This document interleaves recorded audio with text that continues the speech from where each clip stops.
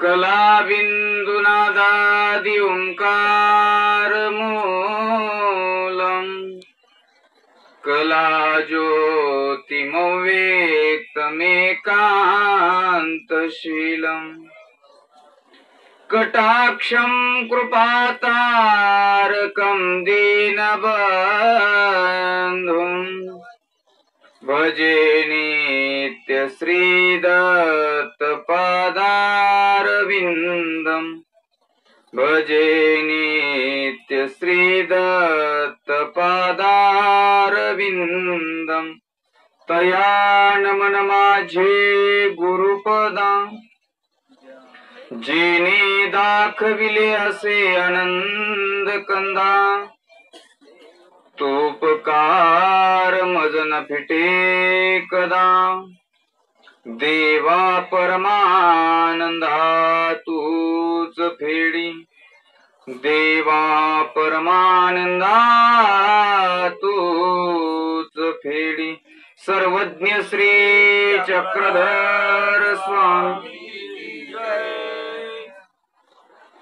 आज कितवा 8वा दिवस आहे 7वा का 8वा 8वा आहे असं आहे बर 7वा तर 7वा चला 7 दिवसापासून नित्य नेमाने आपण श्रवण करत आहोत नामाचे 10 आहे हा विषय या विषयावरती अनेक प्रकारचे संदर्भ आपण चिंतन विश्लेषण पूर्वक केलं आजच्या सत्रामध्ये कालच्या सत्रामध्ये आपण पाहिलं नाम वाजत वाराधरी त्याचप्रमाणे नामाने जसा वाजत वारा धरला जातो त्याच पद्धतीने या नामाने नामस्मरणाने पडते आकाश धरी म्हणजे नामाने वरून आपल्यावर पडणारं आकाश सुद्धा धरलं जातं पकडलं जातं या विषयावरती आपल्याला चिंतन करायचं आहे या विषयावरती आपल्याला मंथन करायचं आहे तर आपण करूयात पुनश्च एक वेळा जोरात सर्वज्ञ श्री चक्रधर प्रभू भगवंताच्या नामाचा जयघोष करूयात आणि आपल्या सत्राला या ठिकाणी आपण चालू करूयात सर्वज्ञ श्री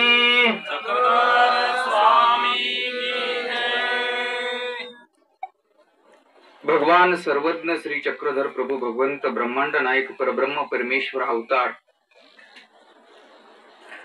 जीवांचा आत्मोद्धार करण्याकरता झालेला हा अवतार या अवताराने अनेक जीवांना सानिध्य दिलं सानिध्य देऊन त्या जीवांना त्यांच्या कन्वेनुसार पात्रतेनुसार त्यांना दान दिलेलं आहे कुणाला लीळादान कुणाला ज्ञानाचं दान कुणाला प्रेमाचं दान अनेक प्रकारचं दातृत्व जीवात्म्याला परमेश्वराने केलेलं आहे वाडोवाडी गिवशिती या युक्तीप्रमाणे सर्वज्ञ श्री चक्रधर प्रभू भगवंताला फिरण्याची गरज होती का अजिबात नव्हती ऐश्वर्य संपन्न ब्रह्मांड नायक होते रिद्धी सिद्धीने भरलेले भांडार सारे ज्याप्रमाणे आमच्या गोपाल कृष्ण भगवंताने राजवेश धारण केला आणि त्या वेशाचा स्वीकार केला तो वेश धारण करून राहू शकले असते आमचे गोसावी मुळातच राजे होते आणि राजे तर पृथ्वीवर आल्यावर इथले राजे तर सोडून द्या परंतु ऐश्वर्य संपन्न ब्रह्मांड नायक परब्रह्माचा पुतळा घेवसतात म्हणजे हिंडतात फिरतात त्या जीवांची शोधणी करतात आणि त्या जीवांना त्यांच्या कन्वेनुसार त्यांच्या पात्रतेनुसार परमेश्वर तत्वज्ञान सांगतात असाच हा प्रसंग आहे स्वामींच्या परिभ्रमणाच्या काळामध्ये सर्वज्ञ श्री चक्रधर प्रभू भगवंताचं वास्तव्य पेहेरा संगम इथे आहे आणि पेहेरा संगम या ठिकाणी सर्वज्ञ श्री चक्रधर प्रभू भगवंत निरूपण करतात नाम पडते आकाश धरी हेची केवी ना पेहेरा संगमी रामायसाचे लिळीचे न्याय तेची केवी ना दंदियाचे नी दृष्टांते, तेची केवी ना सर्वज्ञ म्हणितले धर्माची या चाडा रायाची राणी का नये, वरी पडते आकाश धरी जेल. आणि म्हणून सर्वज्ञ श्री चक्रधर प्रभू भगवंत या जीवात्म्यावरती जे कोसळणार आभाळ आहे ते सुद्धा वरच्या वरती झेलतात. परमेश्वर त्याच्या अंगावरती पडू देत नाहीये. परवाच मी नागपूरला इथे आल्यानंतर नागपूरला गेलो आणि एक प्रोफेसर आहेत त्यांच्या घरी गेलो. आम्ही गेल्याच्या नंतर कापसे बाबा सुद्धा सोबत होते.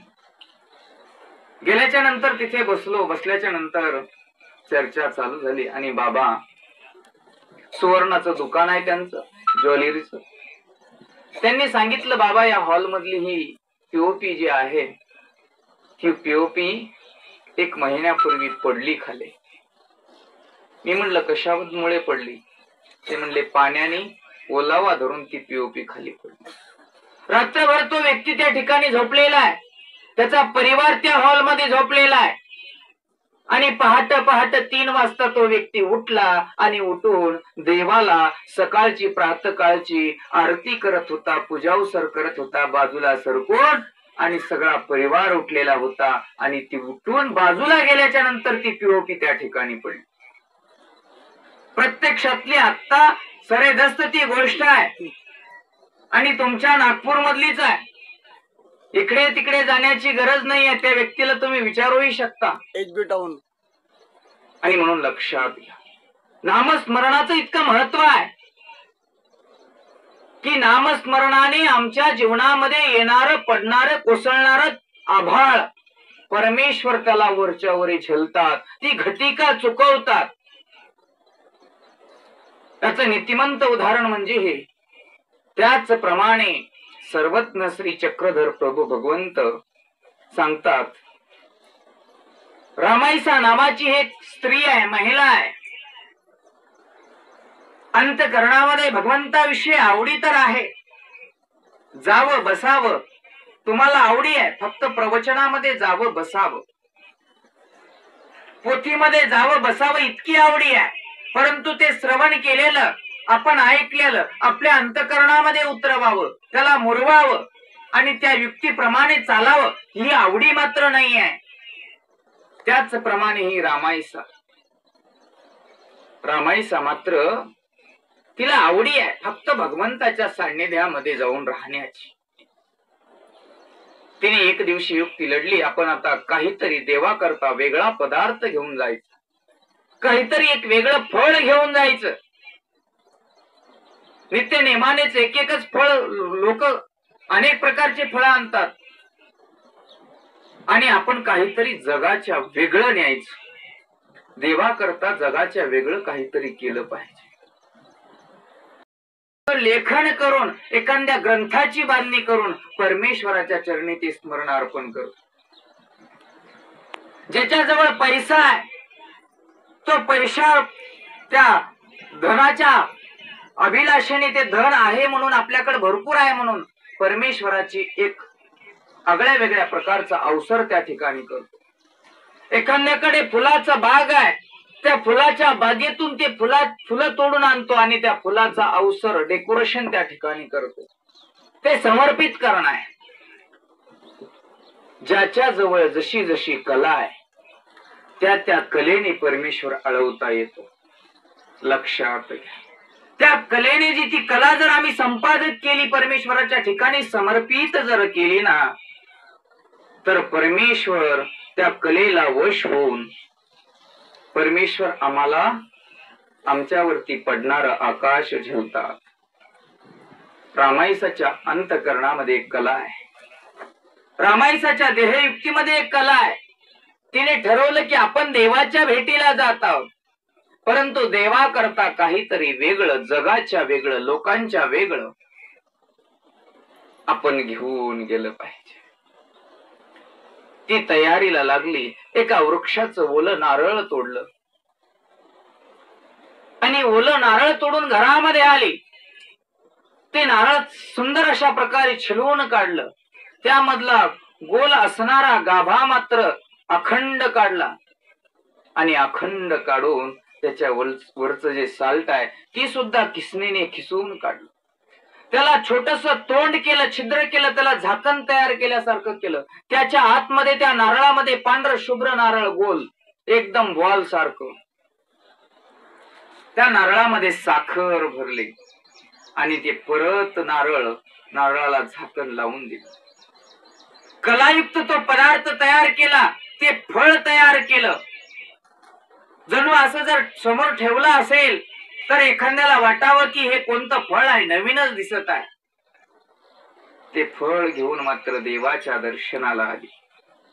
स्वामी आसनस्थ बसलेले आहेत, भक्तगण समोर बसलेले आहेत. ती रामायसा तिथे येते. आल्याच्या नंतर तो फळ मात्र देवाला समर्पित करते, देवाला अर्पण करते, साष्टांग दंडवत घालते, श्री चरणावरती डोकं टेकवते आणि देवाच्या समोर विनत कंदर होऊन बसते. आपल्या कलेची स्तुती कोणी करतात का? या विचाराने, या अभिलाषेने माणसाला माणसाची स्तुती करणं फार आवडतं. एखाद्याने वाईट बोललं ना, एखाद्याने वाईट शब्द आपल्या वाचक उच्चारला, ते माणसाला सहन होत नाही. परंतु एखाद्याने चांगला शब्द जर आपल्या वाचक उच्चारला ना, त्या जीवाला वाटतं की मी माझ्या इतका मोठा कुणी नाही. स्तुती महत्वाची आहे. स्तुती केल्याने माणूस माणसाच्या जवळ येतो आणि स्तुती न केल्याने, वाईट शब्दाचं उच्चारण केल्याने माणूस माणसापासून दुरावल्या जातो. ही जगाची नियत आहे, हे लक्षात घ्या. रानायसाने ठरवलं की आपण आपली स्तुती कोणतरी करेल. कुणाला हे फळ ओळखू येईल का?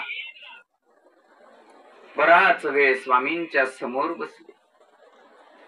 सर्वज्ञ श्री चक्रधर प्रभू भगवंताने, सर्व जाणता असणारा परमेश्वर रामायसाच्या अंतःकरणातील श्रद्धा आणि भाव जाणला आणि जाणून समोर बसलेल्या सगळ्या भक्तगणांना विचारलं, रामायसाने जे फळ आम्हाला अर्पण केलेलं आहे, जे संपादन केलेलं आहे, हे फळ कोणतं आहे? असं भक्तगणांना स्वतः देवाने विचारलं. भक्तगणांच्या लक्षात येत नाही. भक्तगण चौकून पाहतात त्या फळाला. एखाद्या साधू संतांच्या ताटातील एखादा पदार्थ, एखाद्या अधिकरणाच्या जवळील एखादा पदार्थ प्रसन्नतापूर्वक प्राप्त होत नाही, मिळत नाही आहे. आम्ही दैवहीन आहोत. परंतु ते भक्तगण दैवाचे आहेत, भाग्याचे आहेत. त्या दैवाच्या भाग्याच्या असणाऱ्या भक्तगणांना प्रसन्नतेने प्रसाद मिळाला. प्रसन्न होऊन दिधला तो प्रसाद. तो प्रसाद मात्र त्यांच्या जीवनामध्ये तिथे प्राप्त झालेला आहे. विनंतीपूर्वक, विनम्रपूर्वक तो प्रसाद मात्र त्यांनी घेतला आणि प्रसाद ग्रहण केला. देवाने सुद्धा त्याचा स्वीकार केला. आणि मग सर्वज्ञ श्री चक्रधर प्रभू भगवंत बराच वेळ झाल्याच्या नंतर रामायसाला म्हणतात, बाई आता तुमचा प्रसाद आम्ही स्वीकारला, आमच्या भक्तगणांनाही वाटला, तुमची क्रिया परिपूर्णत्वास गेली, तुमचं काम झालं, तुम्ही आता घरी जा, आश्रमामध्ये जावं, दास्य करणं होत असेल तर थांबावं आणि दास्य करणं होत नसेल, अहंकार अभिमान असेल तर थांबू नये. आपल्याला स्मरण विधी साधत असेल तर थांबावं, तिथे स्मरण करावं, परंतु नुसुद्धा बडबड करू नये. स्थानाच्या ठिकाणी जावं, तिथे स्मरण करण्याकरता, देव वंदन करण्याकरता, काहीतरी इष्टपर गोमट प्राप्त करून घेण्याकरता अदृष्टपर फळाची अपेक्षा अंतःकरणामध्ये ठेवून तिथे जावं आणि तेथील क्रियाविधी कराव्यात. परंतु रामायसा गेलेले आहेत फक्त कोणत्या अपेक्षेने, कोणत्या इच्छेने की माझी स्तुती लोकांनी करावी, माझी स्तुती गोसावी यांनी करावी, देवाने जीवाची स्तुती करावी, ही अपेक्षा बाळगून गेलेल्या या रामायसा. आम्ही तुम्ही जातो, आम्ही एखादे वस्त्र चांगले मुलायन असे दुधाळ मलाईचे वस्त्र, चांगल्या प्रकारचे रेशमी वस्त्र एखाद्या अधिकरणाला अर्पण करतो आणि अर्पण केल्याच्या नंतर आम्ही विचार करतो की बाबांनी आपली स्तुती केली पाहिजे, चांगले वस्त्र आपल्याला अर्पण केले नाही. तुमची क्रिया तिथे निष्फळ आहे. आपण जर तो अहंकार आपल्या अंतःकरणामध्ये बाळगला, क्रिया निष्फळ आहे. आम्ही जातो, आमच्याकडे धनसंपदा भरपूर आहे, 2 नंबरचा पैसा येतो म्हणून आम्ही काय करतो, एखाद्या मार्गाला पुरवठा भरून देतो. पुरवठा म्हणजे अन्नधान्य, वर्षाचा, महिन्याचा, 4 महिन्याचा असा पुरवठा आपण भरून देतो. भरून दिल्याच्या नंतर आपण अहंकार बाळगतो की अमुक अमुक मार्गाला आम्ही 4 महिन्याचा पुरवठा दिला. अंतःकरणामध्ये ती सतत आपण उच्चारण करतो. एखादा व्यक्ती भेटला त्याच्याही समोर आपण उच्चारण करतो, तिथे ती क्रिया निष्फळ होते. तितक्या पुरतच तुम्हाला गोमट प्राप्त आहे, त्याच्या व्यतिरिक्त नाही. अदृष्टपर गोमट तुम्हाला तसं बोलल्याने प्राप्त होणार नाही. अनुतापूर्वक निर्हेतुकपणे श्रद्धायुक्त जेव्हा ती क्रिया तुम्ही संपादित कराल, अर्पण कराल, तेव्हाच मात्र ती क्रिया परिपूर्णत्वपणे आपल्याला लागू होते आणि अदृष्टपर फळ आम्हाला त्या क्रियेने प्राप्त होतं. परंतु आपण निर्हेतुकपणे केली पाहिजे. निर्हेतुक केलेली क्रिया ही आम्हाला अदृष्टपर फळ प्राप्त करून दिल्या वांचून राहत नाही आहे. निर्हेतुक क्रिया कशी करावी? अंतःकरणामध्ये ओला गुण पाहिजे, डोळ्यातून अश्रुधारा आमच्या ढळल्या पाहिजेत. आम्ही श्रद्धायुक्त भावयुक्त ते संपादन करण्याची तळमळ आमच्या अंतःकरणामध्ये पाहिजे. एक भागवत कथेमध्ये मात्र सुंदर अशा प्रकारची तळमळ एका व्यक्तीच्या अंतःकरणामध्ये आहे, ती सांगणं गरजेचं आहे. वंचकत्वे क्रिया करतो तो दृष्ट आहे. जो अहंभाव अंतःकरणामध्ये बाळगतो आणि ती क्रिया करतो, मी केली, तो सुद्धा दृष्ट आहे. जो मीपणा गाजवण्याकरता किंवा नाव लौकिक होण्याकरता जो क्रिया पंगत अन्नदान देवधर्म करतो, त्या ठिकाणी अहंभाव असल्यामुळे ती क्रिया दृष्ट भावनेची आहे, तमोगुणाची आहे. एके दिवशी एक वेळ प्रसंग असाच भागवत कथेतला आहे. कृष्ण भगवंताला भोजनाकरता आमंत्रण देण्याकरता दुर्योधन गेलेला आहे. का गेलेला आहे? दुर्योधन तर कृष्णाचा दुश्मन आहे, दृष्ट आहे. कृष्णालाही माहिती आहे, त्यालाही माहिती आहे की आमच्या दोघांचा वैर आहे. परंतु प्रसंग असा होता, एके दिवशी भानुमतीला वाटलं, भानुमती ही कृष्णाची मानलेली बहीण आणि दुर्योधनाची पत्नी.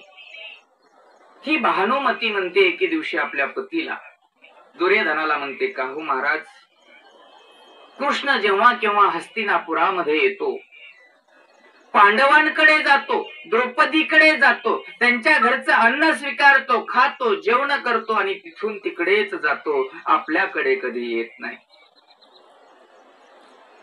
माझी अशी एक इच्छा आहे की कृष्णाला आपल्या घरी जेवणाकरता बोलवावं, भोजनाकरता बोलवावं. कृष्णाला आपल्याकडे बोलवण्याची माझी इच्छा आहे.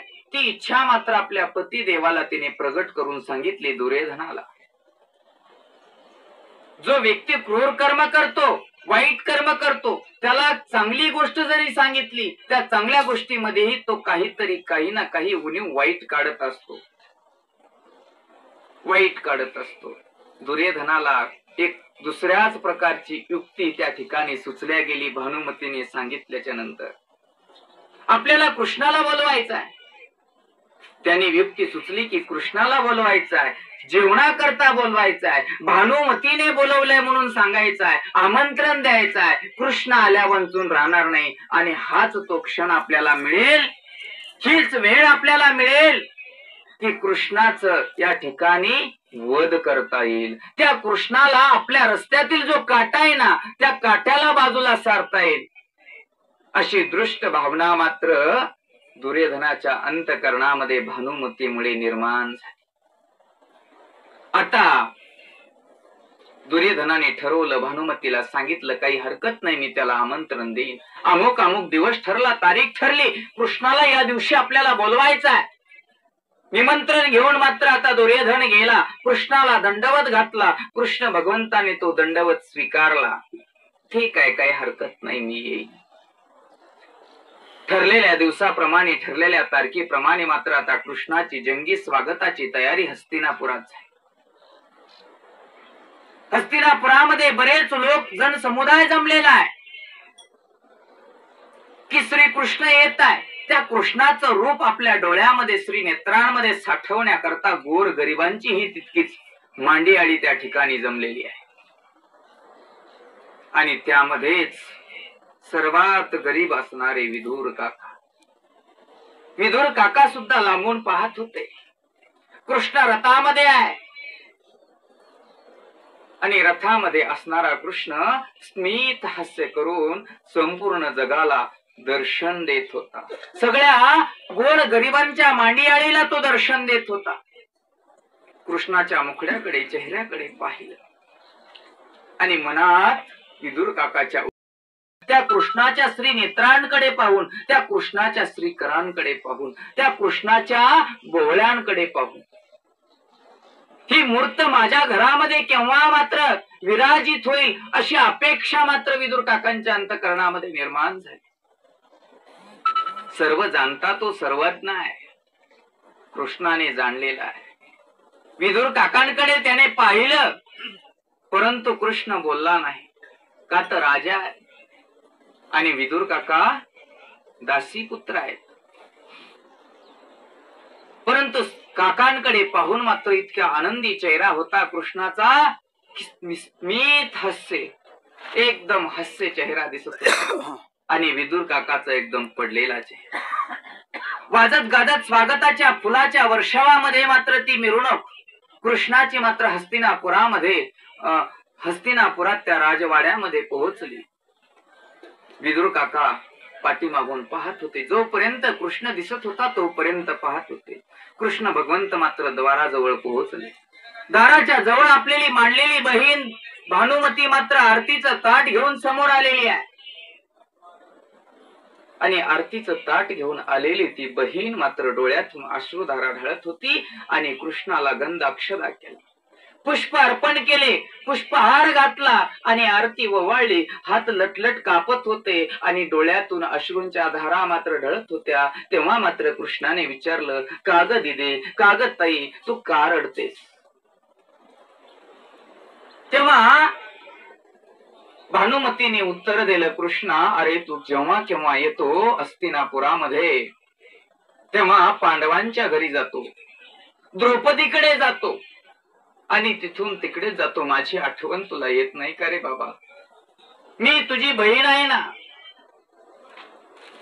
तेव्हा कृष्ण भगवंत काही एक बोलत नाहीत. भानुमतीचा हात पकडतात आणि महालामध्ये जातात. ज्या ठिकाणी कृष्ण भगवंताला बसण्याकरता आसन रचलेलं आहे, त्या आसनावरती सुंदर अशा प्रकारचा गल्लप आहे, त्यावरती लोड आहे, त्यावरती तकिया आहे, भरजरी चांदव आहे, सुंदर अशा प्रकारचं आसन रचलेलं आहे. कृष्ण भगवंत भानुमतीचा हात पकडतात आणि त्या आसनाच्या जवळ मात्र भानुमतीला घेऊन जातात. ज्या ठिकाणी कृष्णाला बसायचं होतं त्या ठिकाणी कृष्णाने घेऊन गेलं. कृष्ण कधी पाहण्याकरता गेला नाही की माझ्या करता आसन कसं रचले गेले.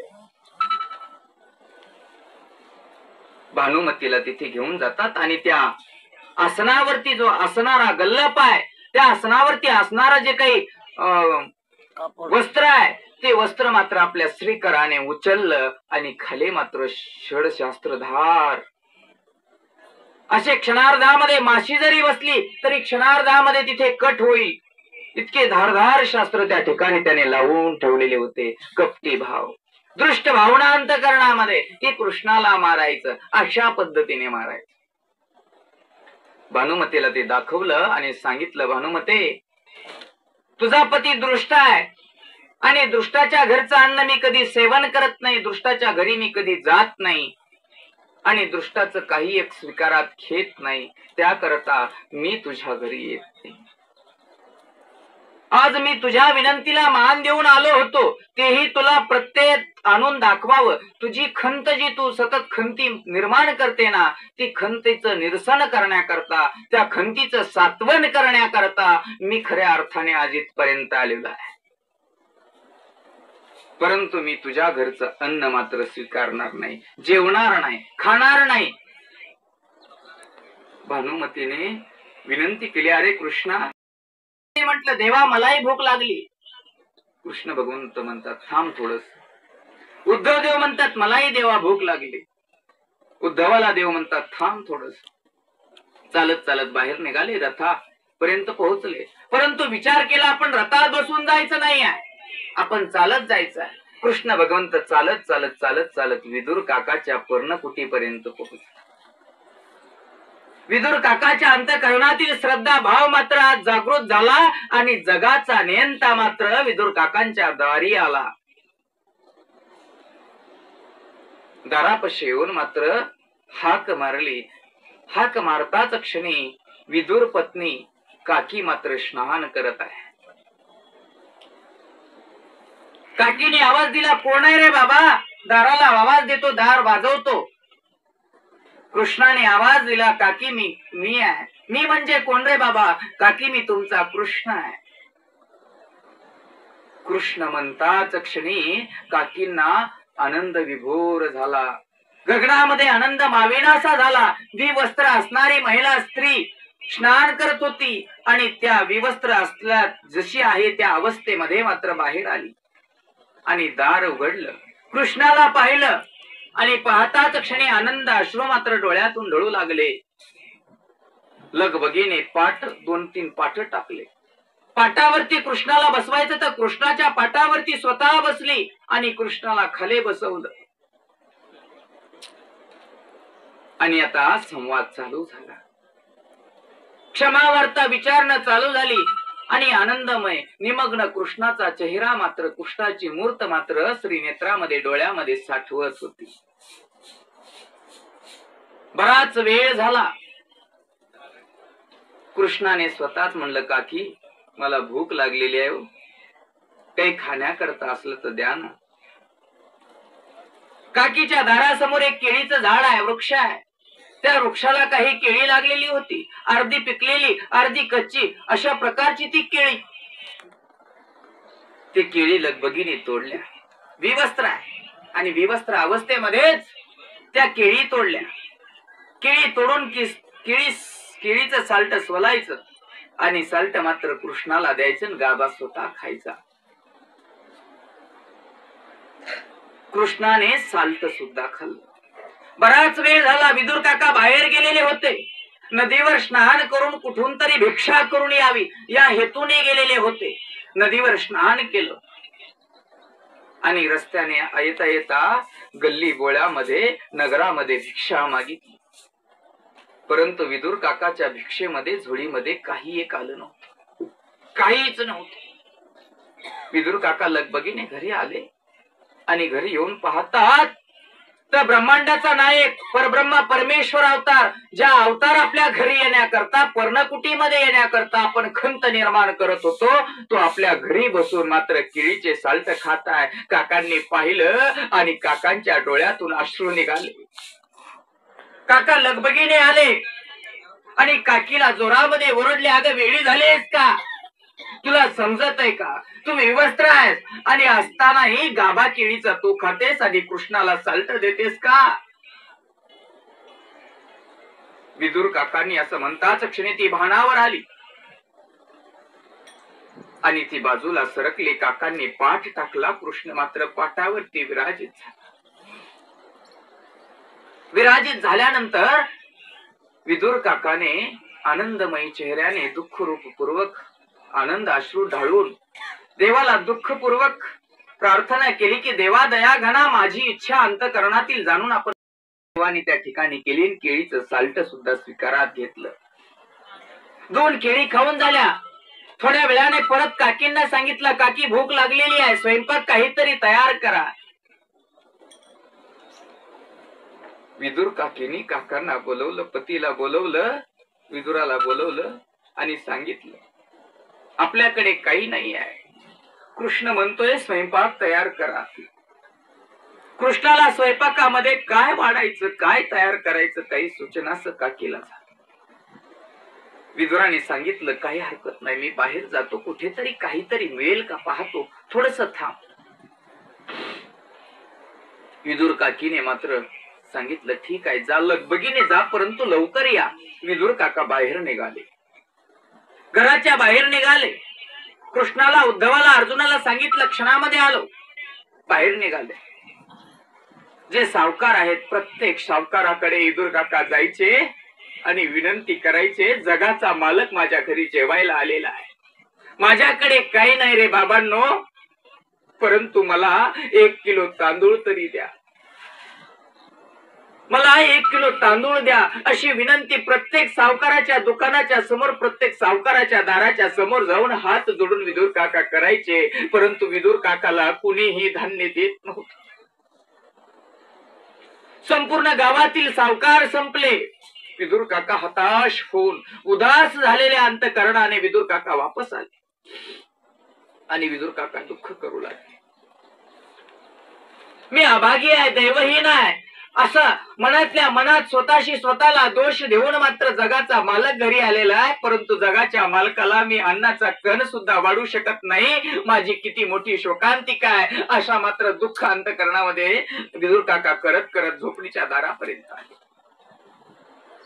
विदुर काकाचा आवाज ऐकून लगेच काकी पळत पळत दाराच्या जवळ आली की माझ्या पतीने, माझ्या मालकाने काहीतरी उत्तम अशा प्रकारचे पदार्थ आणले असावेत, उत्तम अशा प्रकारचं धान्य आणलं असावं आणि आता मी सुंदर असा स्वयंपाक कृष्णाकरता करेल आणि कृष्णाला जेवायला वाढेल. विदुर काका मात्र आले आणि उदास अंतकरणाने दुःख करत काकीला सांगितलं, अगं काही नाही मिळालं, प्रत्येक सावकाराकडे गेलो परंतु प्रत्येक सावकाराने मला वापस लावलेला आहे. काकीने सांगितलं, नका विचार करू, नका चिंता करू, नका दुःख करू, मी काहीतरी करते, काहीतरी आहे का पाहते. आतमध्ये गेल्या काकी आणि एक झोळी यात्रा आतमध्ये काडीला लटकून ठेवलेली आहे.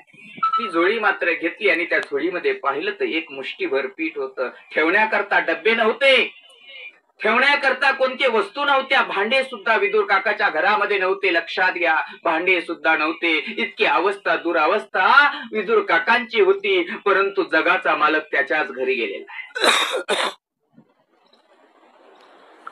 झोळीमधलं 1 मुष्टीभर पीठ काढलं. काकीने विचार केला, आता याच्यापासूनच काहीतरी करावं लागणार, आणि मात्र काकीने ते मुष्टीभर पीठ मात्र भगोल्यात टाकलं, चूल पेटवली, पाणी टाकलं, कण्या करायच्या आहेत, परंतु मुष्टीभर पीठ आहे, घट्ट कण्या कशा होतील, पातळ कण्या. कण्या शिजल्या गेल्या. कृष्णाच्या समोर मात्र पंत्रवाळ्या टाकल्या आणि पंत्रवाळ्या कशाच्या, केळीच्या पानाच्या. पूर्वीचे लोक केळीच्या पानामध्ये जेवण करायचे. आम्ही लहान असताना सुद्धा ती पद्धत होती, परंतु ती आता हल्लीच्या काळामध्ये बदलून गेली. थर्मोकॉल मध्ये आता जेवण आलं, चहाचे कप सुद्धा थर्मोकॉल मध्ये आहे, आणि म्हणून तर लोकांना कॅन्सर अशा अनेक प्रकारच्या व्याधी, जरा व्याधी निर्माण झालेल्या आहेत. लक्षात केळी, ज्या अर्जुनाला श्रीमद भगवद्गीता सांगितली तो अर्जुन जिज्ञासक, आणि ज्या उद्धवाला उद्धव गीता सांगितली तो उद्धव जिज्ञासक. दोघेही शास्त्रयुक्ती होते, आणि शास्त्रयुक्ती असणारे ते उद्धव आणि अर्जुन दोघेही कन्या आवडत असणाऱ्या कृष्णाला हसतात आणि म्हणतात, अरे कृष्णा, अरे देवा, तू मोठ्या मोठ्या दैत्यांना आवरलं, अनेक मोठे मोठे दैत्य तुला आवडतात, आवरले जातात, परंतु साधारण कन्या तुला आवडत नाहीत. तेव्हा उद्धवाच्या आणि अर्जुनाच्या प्रश्नावरती कृष्ण भगवंत प्रत्युत्तर देतात. ते प्रत्युत्तर मात्र खऱ्या अर्थाने जीवाचं सार्थक करणार आहे.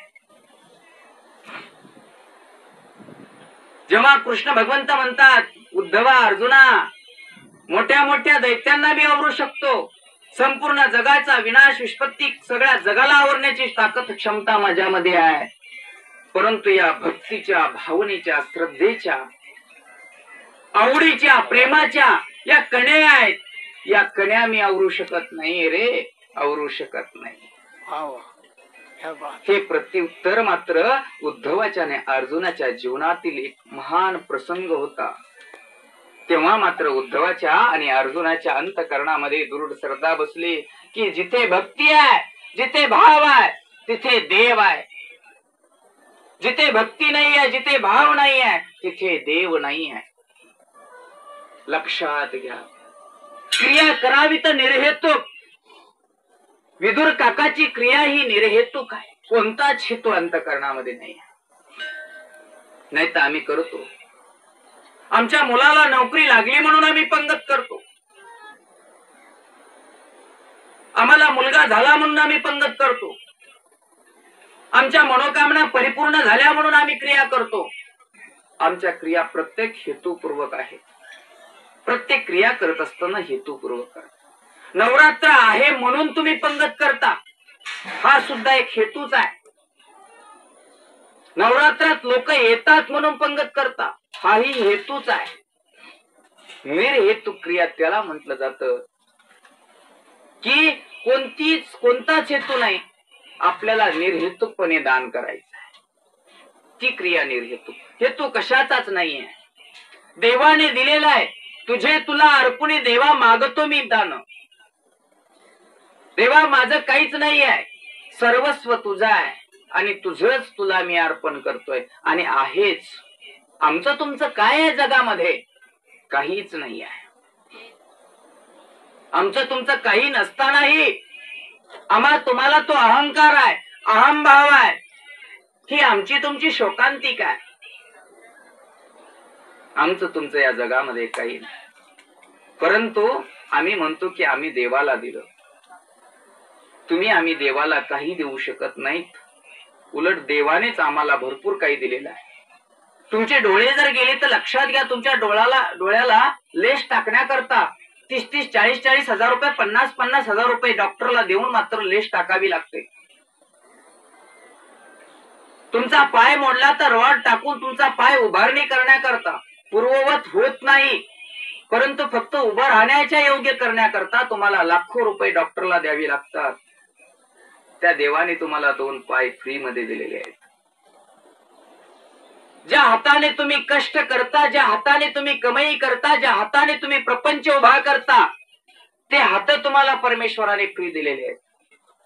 ज्या मुखाने तुम्ही सत शब्द बोलता, ज्या मुखाने तुम्ही वाईट शब्द बोलता, ज्या मुखाने नामस्मरण करून तुम्ही परमेश्वराचं शाश्वत पद मागतो मी दान. आपण देवाचं देवाला अर्पण केलं पाहिजे. देवाने आपण देवाला काही एक देऊ शकत नाही, परंतु तुझा आहे देवा, तुला मी अर्पण करत आहे एवढा हेतू ठेवा. बाकी दुसरा कोणताही हेतू अंतःकरणामध्ये ठेवला नाही पाहिजे. जर ठेवला तर ती निर्हेतुक क्रिया झाली नाही, ती अहेतुक आहे. मग अशी निर्हेतुक क्रिया कोणत्याही ठिकाणी केली, समजा एखाद्या मार्गाच्या ठिकाणी केली अन्नदानाची निर्हेतुक क्रिया,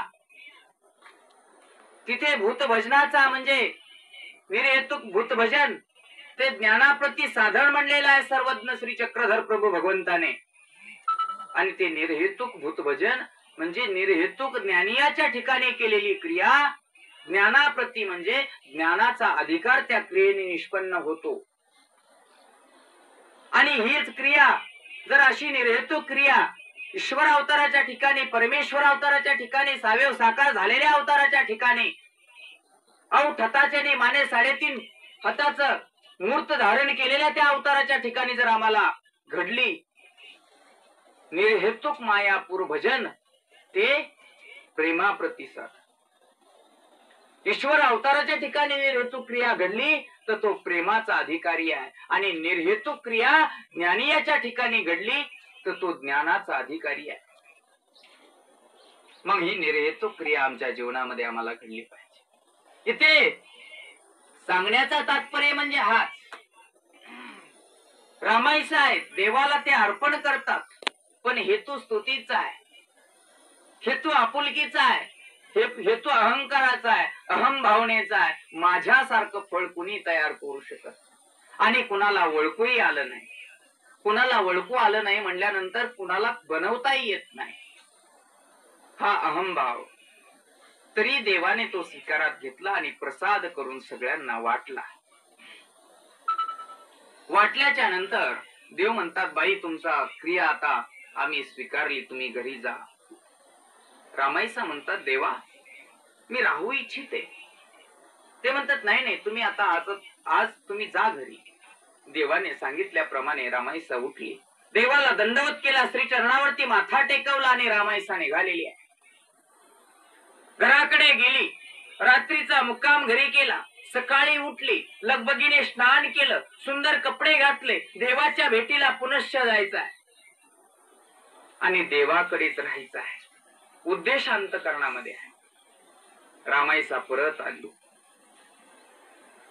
सर्वज्ञ श्री चक्रधर प्रभू भगवंताच्या सान्निध्यामध्ये आले. स्वामींना दंडवत केला, साष्टांग दंडवत घातला, श्री चरणावरती माथा टेकवला. स्वामींनी पाहिल्यानं सारखं केलं आणि समोर बसले. स्वामी बराच वेळ झाल्याच्या नंतर स्वतः देव म्हणतात, बाई तुम्ही जा. तेव्हा रामायसा म्हणते, नाही मला इथेच राहायचं आहे. ते म्हणतात, आम्ही अशा व्यक्तींना राहू देत नाहीत ज्याला धर्माची चाड नाहीये, ज्याला धर्म आपलासा वाटत नाहीये किंवा धर्माची ज्याला चाड नाहीये. धर्माची या चाडा रायाची राणी का नाही, वरी पडते आकाश गरजे. ज्याच्या अंतःकरणामध्ये धर्माची चाड नाहीये ना, ज्याचं अंतःकरण शुद्ध नाहीये ना, ज्याला निर्हेतुक क्रिया घडत नाहीये ना, कोणती क्रिया स्मरण असेल तीही निर्हेतुक पाहिजे, परंतु स्मरणही करतात. स्थानाच्या ठिकाणी एक एक महिन्याचा वर्षाचा विडा वाहतात आणि स्मरण करतात. माझ्यातला भूत बाधा जावा, माझ्यामधला माझ्या घरातील जे काही सुख आहे, समाधान आहे, ते आनंदाने राहावं, कोणतं दुःख येऊ नये म्हणून स्मरण करतात. पण एकच भावनेने केलं पाहिजे की करावी लागते, फवारणी करावी लागते. अनेक प्रकारे त्याला खुरपण आहे, अनेक प्रकारचे गोष्टी त्याला आहेत, त्या कराव्या लागतात, त्या जोपासाव्या लागतात. तदनंतर वर्षाला पीक मात्र घरामध्ये येत. मग क्षणिक पोट भरण्याचं अन्न सुद्धा घरी येण्याकरता त्याची वाट पाहावी लागते त्या वेळेची. तर जगाचा नियंता परब्रह्म परमेश्वर, त्या परमेश्वराचं अदृष्ट फळ प्राप्त करून घेण्याकरता आम्हाला वाट पाहावी लागेल. हे नामस्मरण रूपी बीज पेरून. पण ते बीज पेरतो, पण त्या लगेच फळाची अपेक्षा करतो, म्हणून आम्हाला फक्त क्षणिक सुख मिळतं, अदृष्ट पर फळ प्राप्त होत नाही. ही आमची तुमची शोकांतिका आहे. भगवंत म्हणतात रामायसाला, बाई आम्ही तुम्हाला इथे ठेवणार नाही. असं म्हणल्याच्या नंतर लक्षात घ्या, 10 मुलं आहेत. 10 मुलापैकी एक विद्यार्थी मात्र तिथल्या शिक्षकाचा प्रिय असतो. आणि प्रिय असणाऱ्या व्यक्तीने जर शिक्षकाला सांगितलं, जाऊ द्या ना सर, याला क्षमा करा, माफ करा, किंवा हा सुधरेल, मी याला सुधरवेल. मॉनिटर असतो शाळेमध्ये, माहिती ना तुम्हाला, तो मॉनिटर म्हणतो जाऊ द्या सर. म्हटल्याच्या नंतर मग सर ऐकतात, कारण तर तो प्रिय आहे, तो अभ्यासक आहे, जिज्ञासक आहे, म्हणून प्रिय आहे, म्हणून तो मॉनिटर झालेला आहे. आणि मग सर ऐकतात आणि सर मग त्या मुलाला क्षमा करतात काही अपराधापासून. त्याप्रमाणे त्या सगळ्या भक्तगणांमध्ये एक भक्त होते विशिष्ट देव नावाचे. त्या विशिष्ट देवाने स्वामींना याचना केली, विनंती केली रामायसाबद्दल. देव हो, या रामायसाला राहू द्या ना, चांगली धार्मिक आहे, श्रेष्ठ आहे, जिज्ञासक आहे, राहू द्या ना. तेव्हा विशिष्ट देवाला सुद्धा देव म्हणतात, विशिष्ट देवाला देव म्हणतात की तैसे विशिष्ट देव हो, आम्ही अशा व्यक्तीला राहू देणार नाहीयेत की ज्याला धर्माची चाड नाही, त्या व्यक्तीला आम्ही राहू देत नाही. का तर तिच्या अंतःकरणामध्ये धर्माची चाड नव्हती. बाह्य बहिर्याग आहे, अंतर्याग नाहीये. बहिर्याग म्हणजे पाहणे, दिसणे. बाहेर्याग काही लोक आपलं आचरण दाखवतात. लक्षात घ्या, आमच्या स्वामींनी सांगितलेलं आहे, जीवासी वैराग्य मिरवू आवडे. स्वामींचं वचन आहे बरं का, लक्षात घ्या. मी असं बोलत नाही, प्रमाण आहे की या जीवाच्या ठिकाणी अशा प्रकारचे अहंभाव आहेत की हा बाह्य बहिर्याग दाखवतो, बहिर्याग आचरण करतो, बाह्य आचरण करतो. वैराग्य माझ्या ठिकाणी आहे. वैराग्य म्हणजे नेमकं काय आहे? वैराग्य म्हणजे परमेश्वराने सांगितलेला धर्म जोपासणे, ते वैराग्य.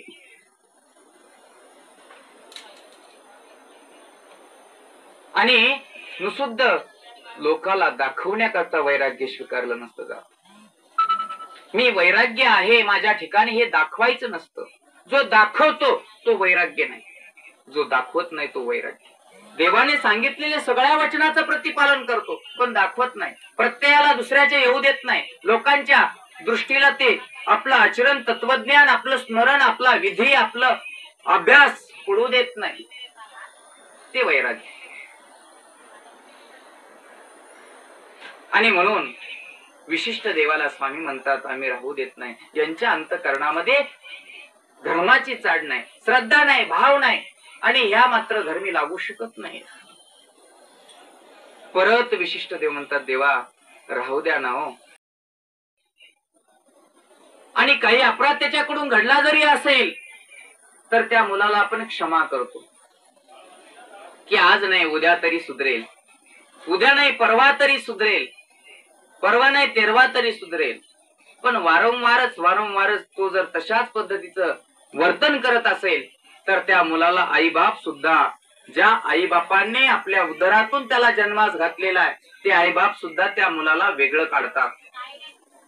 सत्य घटना आहे त्या. त्याप्रमाणे परमेश्वर सुद्धा जो जीवात्मा धर्माची चाड धरून अंतःकरणामध्ये बाळगून देवाच्या सान्निध्यामध्ये राहील, देवाने सांगितलेल्या तत्वज्ञानाप्रमाणे चालेल, त्या व्यक्तीला मात्र क्षमा करतात. एक वेळा, दोन वेळा, तीन वेळा.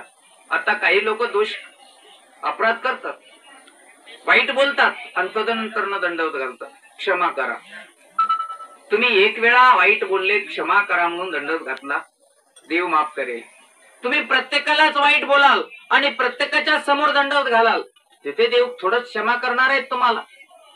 तुमचा तो प्रसव वाढत चाललेला आहे आणि तो प्रसव परमेश्वरापर्यंत सुद्धा पोहोचतो. आणि परमेश्वरापर्यंत पोहोचल्यानंतर आमची काय गत्यंतर आहे हा विचार आम्ही करतो का? आम्ही साधारण एखाद्या जीवाला बोलत असताना कार्य अरे तुरे म्हणून बोलतो, पण देव एखाद्या प्राण्याला, एखाद्या मुलाला, एखाद्या बाळाला बोलत असताना सुद्धा महात्मे म्हणून बोलतात. किती प्रेमळ स्वभावाने बोलतात. तशी भवली भाषा आमची आहे का? नाही. पण देव म्हणतात धर्माची जर चाड असेल ना अंतःकरणामध्ये तर आम्ही क्षमा करत जाऊ, पण या धर्माने राहिल्या पाहिजे. आणि यावरती सर्वज्ञ श्री चक्रधर प्रभू भगवंताला विशिष्ट देव प्रश्न विचारतात की धर्माची चाड म्हणजे काय? रामायसा सुद्धा तिथे बसलेले आहेत. धर्माची चाड म्हणजे या युक्तीप्रमाणे की सामर्थ्ययुक्त. जर धर्माची चाड तुम्ही जर धरून बसाल, देव माझा मी देवाचा ही भावना जर धरून तुम्ही बसाल तर देव तुमच्यावरती येणार आभाळ, कोसळणारा आभाळ वरच्यावरही झेलणार आहे. या लीळेवरती सर्वज्ञ श्री चक्रधर प्रभू भगवंत एक कथा सांगतात. स्वतःच्या परावाणीतून सांगितलेली ती कथा आहे. अदंडीनाथाचं सामर्थ्य त्या ठिकाणी सांगितलेलं आहे. ही लीळा आहे, पूर्वार्धामध्ये आहे आणि त्या पूर्वार्धामध्ये भगवंताने हे निरूपण केलेलं आहे. अदंडीनाथाचं सामर्थ्य, अदंडीनाथाची ती कथा मात्र श्रवण करणं गरजेचं आहे. जोपर्यंत अदंडीनाथाची कथा श्रवण करणार नाही तोपर्यंत आम्हाला या पडते आकाशाचा अर्थ आम्हाला समजणार नाही. मोठी कथा आहे. स्वामी सांगतात अदंडीनाथ हा नाथपंथीचा, नाथ संप्रदायाचा. आणि हा अदंडीनाथ सर्वज्ञ श्री चक्रधर प्रभू भगवंत आसनस्थ आहेत आणि आसनस्थ असल्याच्या नंतर यांना उद्देशून स्वामी सांगतात की हा अदंडीनाथ नाथ संप्रदायाचा, वज्रवळी, अमरवळी अशा प्रकारच्या सिद्धी या नाथ संप्रदायाच्या आहेत. आणि मग अदंडीनाथ एके दिवशी मात्र तेलंगणा देशामध्ये डाकराम नावाचं गाव आहे. तुम्ही म्हणाल ही डाकराम सुकली, परंतु तेलंगणामध्ये जे गाव आहे ते डाकराम नावाचं गाव आहे. त्या गावी मात्र गेले. त्या गावामध्ये एक मंदिर आहे महादेवाच, डाकरामेश्वराचं मंदिर आहे. आणि त्या मंदिराच्या गाभाऱ्यामध्ये तुमच्या देवाला नमस्कार करतो, पहा, तुमच्या देवाला माझा नमस्कार घेतला जाऊ शकतो का? तुमचा देव घेईल का? सण होईल का? महादेवाचं पिंड मात्र त्या ठिकाणी मंदिरामध्ये अधिष्ठान आहे, प्रतिमा आहे. देवाने सांगितलेलं आहे, स्वामींनी परावाणीतून सांगितलेले शब्द आहेत. तुम्ही म्हणाला अन्य कथन करत आहात बाबा. देवाने सांगितलेलं आहे, तुम्हाला ती काढून सुद्धा मी दाखवू शकतो. अदंडीनाथ मात्र बसलेले आहेत आणि उठले. सर्व मुलं एका ठिकाणी जमलेले आहेत. अदंडीनाथ आता मात्र त्या पिंडीला नमस्कार करणार आहेत, वंदन करणार आहेत. अदंडीनाथाने हात दोन्ही जोडले आणि जय हो देवा असा मुखारविंदातून शब्द उच्चारला आणि उच्चारताच क्षणी त्या पिंडाचा मात्र भेद झाला. त्या पिंडाचे दोन भाग झाले आणि त्या दोन भागातून, त्या चिरेतून मात्र रक्त वाहू लागलं आणि रक्ताचा पाट त्या ठिकाणी वाहू लागला. मुलं घाबरले.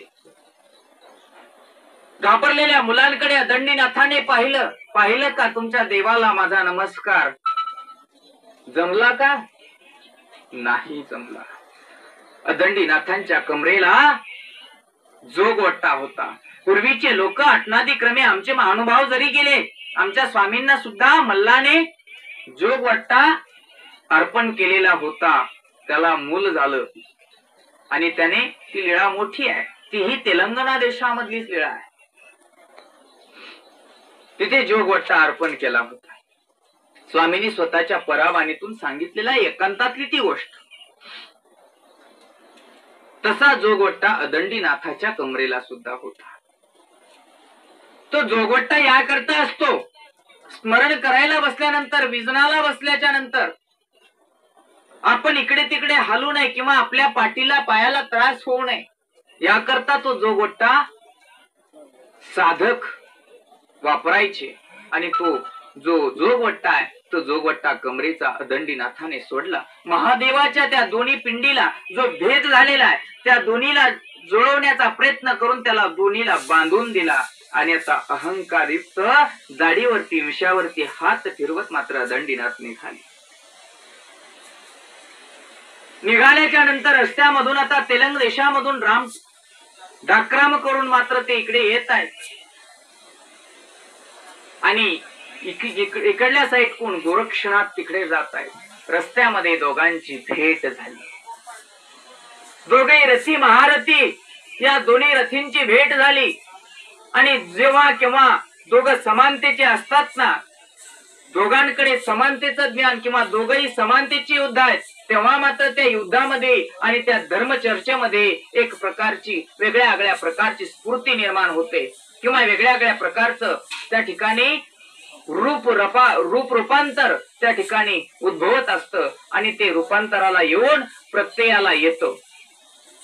त्या पद्धतीने गोरक्षनाथ तिखून आले आणि अदंडीनाथ तिखून आले.